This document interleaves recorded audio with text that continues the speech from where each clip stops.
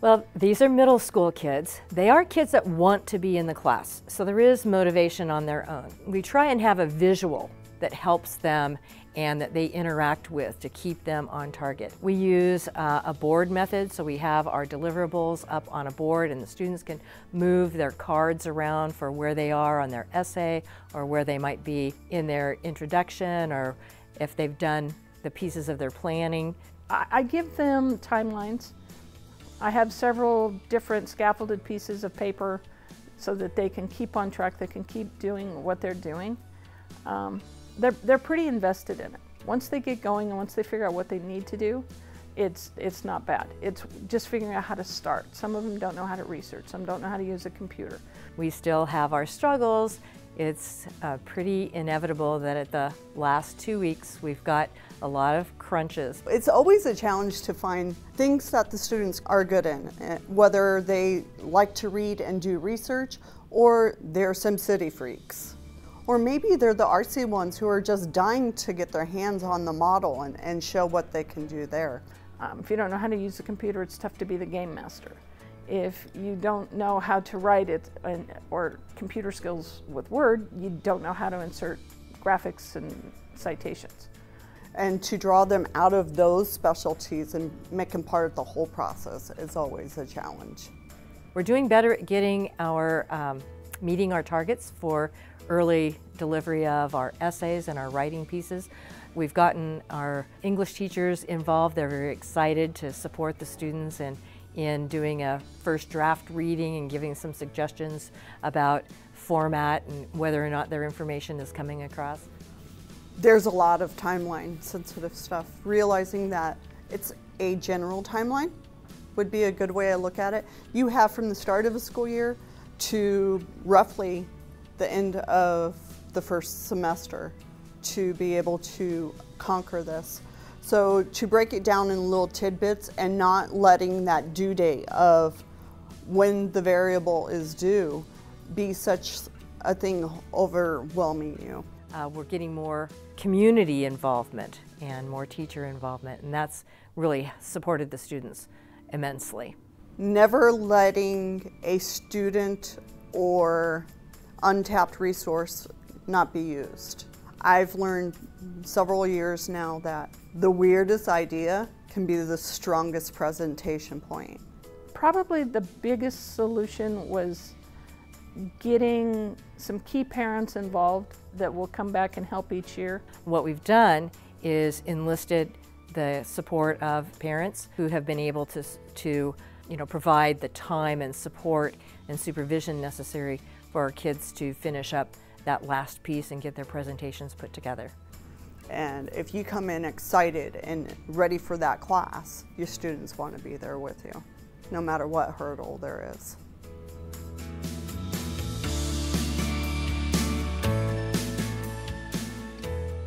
The students who come into Future City, they're ones who either have science and math as a strong suit or the arts. All of my kids do it. Anybody that comes into design and engineering, it's just an automatic. So I've had kids with 504 plans, special ed, highly capable, challenged kids, kids that are ELL, kids that are just normal everyday kids, but they learn how to become super kids, because it really does take an awful lot of planning and work and teamwork and collaboration to be successful at Future City. They're either the ones who sat there and seen the city and watch the presentation with the students because we present in front of our school, or they're the students who have been talking with me and saying, I really want to see this happen, or I want to see how you do this. The kids now see this as a badge of honor. They want to be in Future City because they see what it does do for them. But they're ones who also like to think outside the box.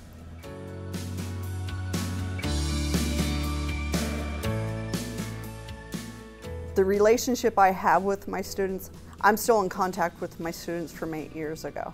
Some of the kids now, this is my 12th year here, 13th year here.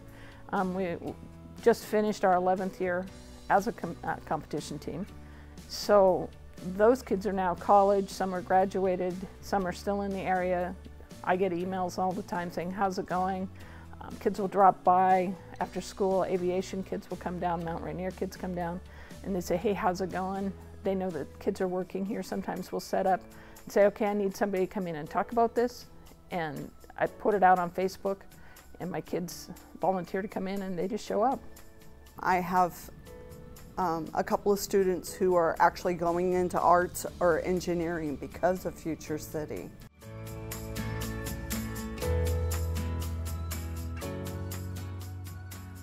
Believe it or not, Future City is the most perfect curriculum you could have.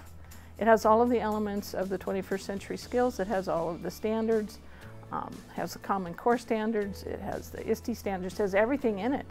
And our OSPI office has asked over and over, how do we meet standards and stuff? And every year I say, well, Future City. And they actually have said it is the most perfect project-based learning that they have ever seen. And it's so well documented in the handbook that anybody can do it. For me, it's an easy thing to add into the curriculum. It also fits into the middle school environment. So while I have K-12 students, I have curriculum that I do, pre-engineering curriculum with younger kids, and I have robotics and curriculum for high school kids. This makes a perfect transition and kind of a different learning environment for our students. So we are very successful with having kids involved in Future City. I actually have 2 hours set aside every week for this. It's a focus point for that curriculum. What I try to do is help the students see how math is essential for Future City, how the language arts are essential, having the ability to see how they work cohesively with the projects, and also with the sciences, because they don't realize at the ages where they're at, between the 6th and 8th grade, that whatever touches them now can spark their interest for later, and then helping them see once they're in the class how they can pull algebra into it, or how they can pull what they're learning how to read or do their research into it.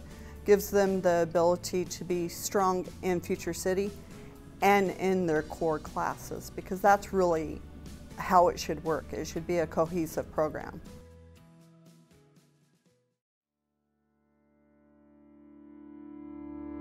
It sold itself to the district. At first I started out with one class of design and engineering, and they were highly motivated kids.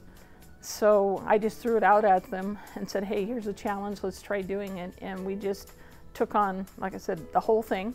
Our district is in favor of any kind of STEM activity and curriculum. However, in our standard neighborhood schools, it's much more difficult to find a teacher that's willing to add this to the curriculum that the district is already requiring them to cover. Our principal has put value on that program, and last year our school district board actually asked me how come the middle school isn't doing it, and I've been talking with them for 8 years trying to get them to do it. So it's sold. The question is do other teachers see it as something they should incorporate in their classes? One of the things that the district we've sort of discussed is maybe being able to do a Future City club or something like that. A lot of our neighborhood schools have robotics clubs or STEM clubs, and so investigating whether or not we could do Future City in that kind of format is something that we've talked about.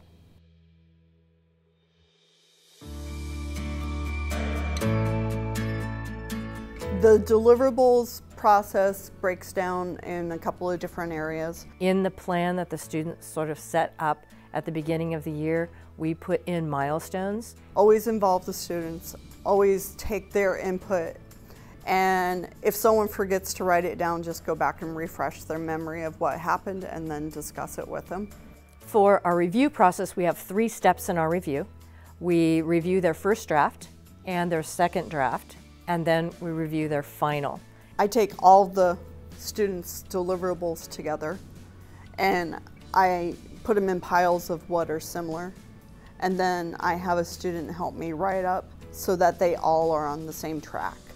And each time we're doing one-on-one reviews, so with a team. We'll go over, give them suggestions, recommendations, and for the final review, we congratulate them, encourage them, and if they don't take our recommendations in that final piece, we let it go.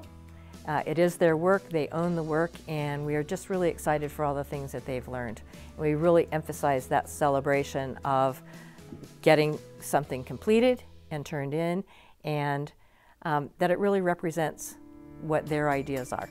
It's still everyone's input, because Jane might learn something differently than Joey over here, but it's still the same concept, so it still helps to have that feedback from the students.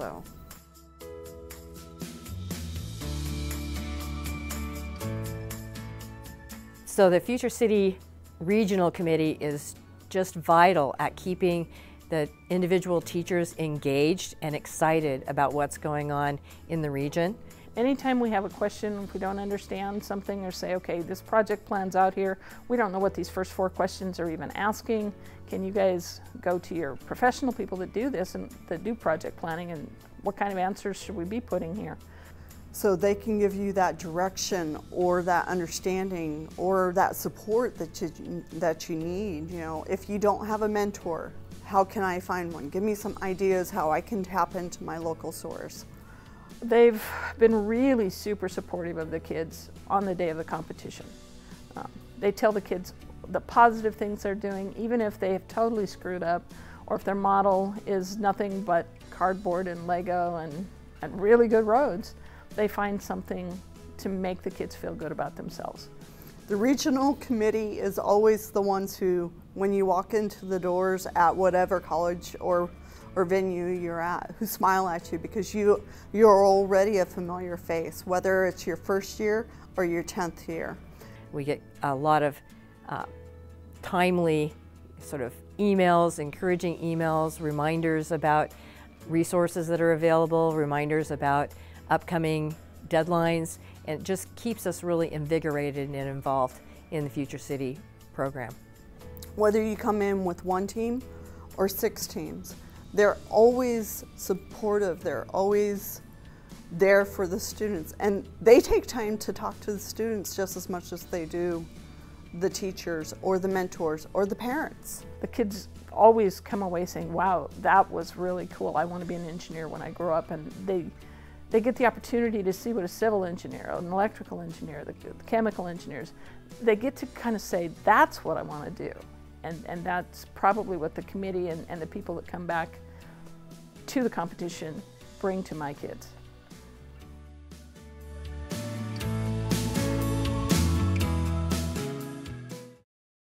Every year it's different.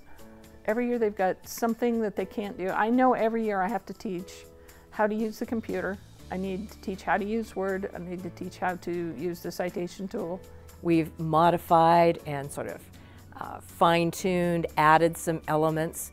I find it really important to engage in the concept of scale, and exceedingly important for the students to have experience with multiple types of materials so that they have the possibility of making really good choices when they go to construct their city, and they have the opportunity to make sure that their city follows some of the rules and guidelines for success. I shoot from the hip a lot, and it depends what my kids know and don't know. Scale is always something that's an issue. The best way that we've overcome scale is 3D printing. If something's tried and true, be willing to keep it as part of it. If it's not working, take something from the handbook or maybe even a different concept of something and try to make it part of it so that you can help the students progress. We finally have learned to use the resources that are provided in the handbook as the links for them to go and do their research from. Because we've tried before just to say, okay, here's some ideas, and so many kids are just so buried with the whole thought of research that that's where we start now. A new teacher, I could see how those would be very viable and important to have, to start wetting their feet on maybe to opening up their own doors on that. You can start with just a 2-day unit on scale and have your kids build a futuristic looking building, or work into maybe inspiring the kids to understand land formations and how land is manipulated in order to support building structures. Just starting small, but getting involved. I would really encourage any teacher in a middle school environment to get involved. This is a perfect hands-on math and science environment, learning environment, and I think every kid in Washington deserves the opportunity to be involved in this program.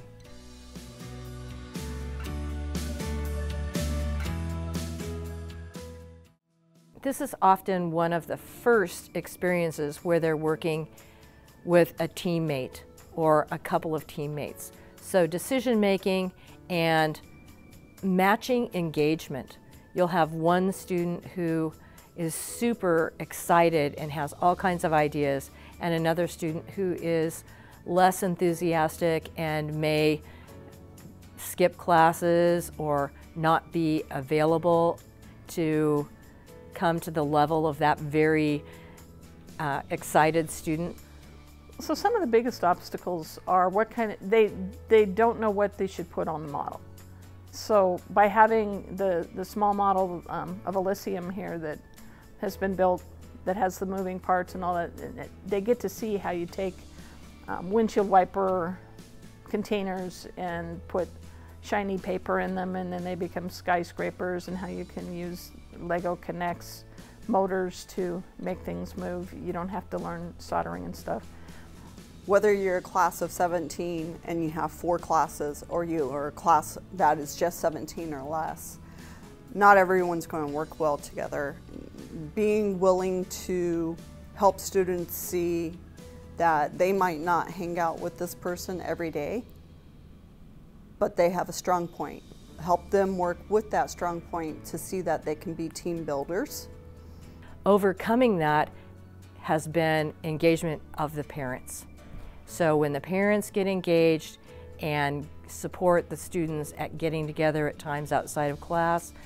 Figuring out what parts, what can I use, what is recyclable, what is too big, what is too small. Some kids still slap together cardboard, paint it with tempera, put some masking tape on it. They don't go to competition, but they also don't understand scale. They understand it better than they did.